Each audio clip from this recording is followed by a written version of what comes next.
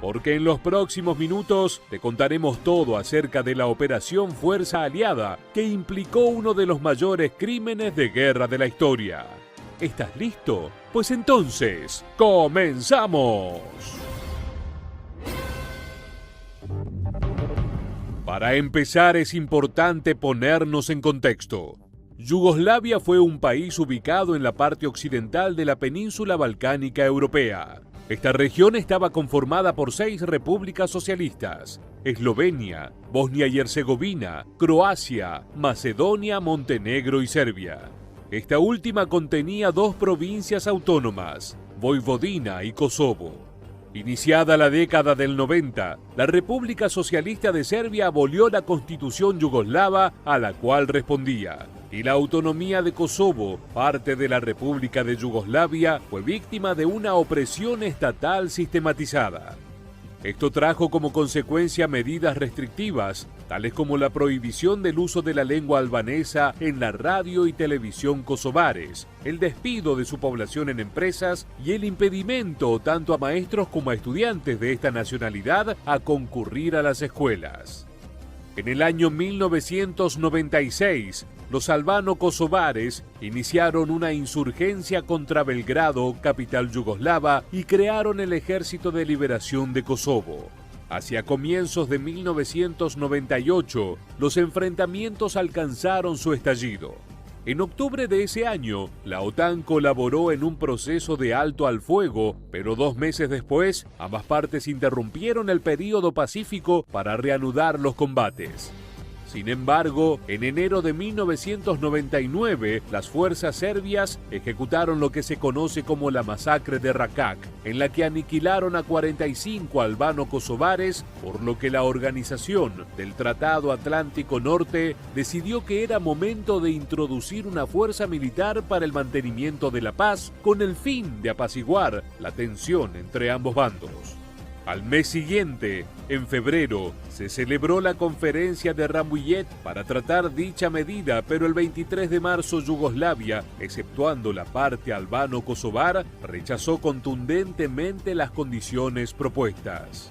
Ante esta negativa, la OTAN diseñó la Operación Fuerza Aliada, que se basó mayoritariamente en una campaña aérea a gran escala para destruir la infraestructura militar de Yugoslavia.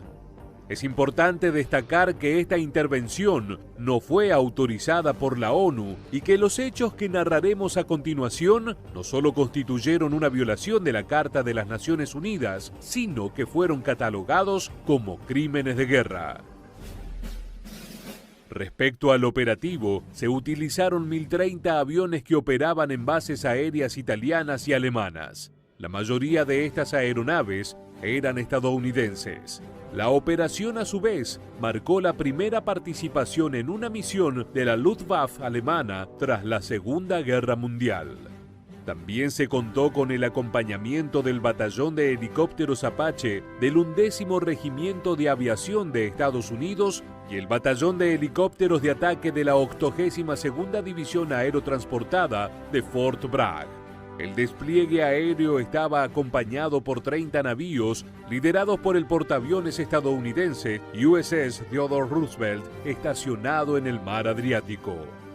Durante el anochecer del 24 de marzo, varios cazas FA-18 Hornet españoles bombardearon la ciudad de Belgrado y suprimieron las defensas aéreas enemigas conocidas como SID. Los días siguientes, las fuerzas de la OTAN atacaron objetivos de doble uso, es decir, aquellos que son utilizados tanto por civiles como por las fuerzas militares. Entre estos, podemos destacar los puentes que cruzaban el río Danubio, centrales eléctricas, instalaciones de telecomunicaciones, sedes de partidos políticos, la torre de televisión de Belgrado y varias fábricas. Estas acciones fueron consideradas como violaciones del derecho internacional y los convenios de Ginebra. El 14 de abril, en la zona de Korişa, dentro de Kosovo, las fuerzas yugoslavas utilizaron habitantes de Albania como escudo. Varios aviones de la OTAN bombardearon la zona y sus oponentes se comunicaron con la prensa para que registrara cómo la alianza atacaba a civiles. El 7 de mayo, otro bombardeo aéreo tuvo lugar en Belgrado, pero esta vez no todo salió como se esperaba. La OTAN aparentemente habría apuntado contra un objetivo militar de su adversario, pero un error de navegación hizo que los proyectiles se orientaran a la embajada de China, lo que provocó la muerte de 3 periodistas chinos. Otros hechos duramente cuestionados fueron el bombardeo de una columna de refugiados albaneses que acabó con la vida de más de 160 personas, el ataque aéreo a un autobús en las afueras de Pristina con 46 decesos y el atentado contra un tren de pasajeros en el desfiladero de Grdelica en el que murieron 14 civiles. No obstante, es necesario aclarar que la Fuerza Aérea Yugoslava dio batalla desde un comienzo a las fuerzas de la OTAN, pero sus aviones, en su mayoría cazas MiG-29, se encontraban obsoletos y en malas condiciones por la falta de mantenimiento y escasez de repuestos. A pesar de que la Alianza Atlántica preveía una victoria rápida, el conflicto duró más de lo que esperaban. Tras 78 días de enfrentamientos, los bombardeos cesarían el 10 de junio de 1999 con la retirada de la policía y ejército serbio de la autonomía de Kosovo. En su lugar, se acordó el ingreso a la zona de las KFOR, Fuerzas del Contingente Internacional de Pacificadores. Dicha agrupación tenía como misión el proceso de desarme del Ejército de Liberación Kosovar. Finalmente, el Consejo de Seguridad de la ONU aprobó la Resolución 1244, que determinaba que Kosovo continuaría siendo parte de Yugoslavia. En total, los bombardeos de la OTAN destruyeron 25.000 edificios residenciales, ocasionaron daños en más de 450 kilómetros de carreteras, casi 600 kilómetros de ferrocarril y destrozaron cerca de 40 puentes. A su vez, devastaron 100 escuelas y guarderías, más de 30 hospitales y 14 aeródromos. Según fuentes serbias, el 38% de las instalaciones eran ocupadas por civiles y los daños totales fueron proporcionales a entre 30.000 y 100.000 millones de dólares. Las estimaciones del país balcánico indican que murieron entre 1.200 y 2.500 personas y 6.000 resultaron heridas. En cuanto a las bajas militares, Yugoslavia perdió más de 140 aviones, 14 tanques y 18 vehículos blindados. A su vez, sufrió la muerte de más de 260 soldados. En cambio, la OTAN solo registró las bajas de 8 aeronaves, 21 vehículos no tripulados y apenas 5 soldados.